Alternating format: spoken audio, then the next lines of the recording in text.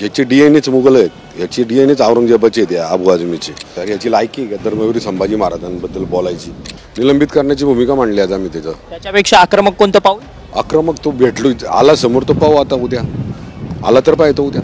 त्यामुळं असले नालायक शब्द, असल्या प्रकारचे शब्द आम्हाला तोंडात वाईट येतात, अशा प्रकारचं तो वक्तव्य करतो. त्याला जरा जरी वाटलं पाहिजे होतं की आपण ज्या व्यक्तीबद्दल त्या औरंगजेबाबद्दल बोलतोय, तो औरंगजेब त्यांनी किती अन्याय या हिंदुस्थानमध्ये केला आहे, किती मंदिरांच्या हिंदू धर्माच्या वाटवण्यासाठी किती म्हणजे अतोनात अन्याय केलेला आहे त्यांनी.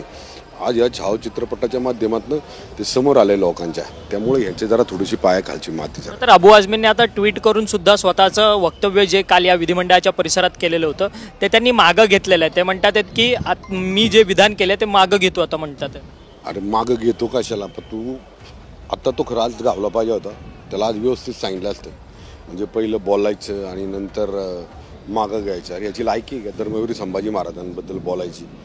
याला म्हणजे बेसलेस माणूस एकदम, याला अजिबात म्हणजे राजकीय स्टेटमेंट का वेगळं आणि इथल्या आमच्या अस्मितेवर स्टेटमेंट करणं वेगळं, आणि अशा प्रकारचं स्टेटमेंट त्याला शोभत नाही करायला. त्याला आम्ही कधीच स्वीकारणार नाही. उद्या पुन्हा ते सभागृहात आले तर मग उद्या परत आले तर आम्ही त्या संदर्भामध्ये तशीच भूमिका मांडणार, निलंबित करण्याची भूमिका मांडली आज आम्ही त्याचं. त्याच्यापेक्षा आक्रमक कोणतं पाऊल?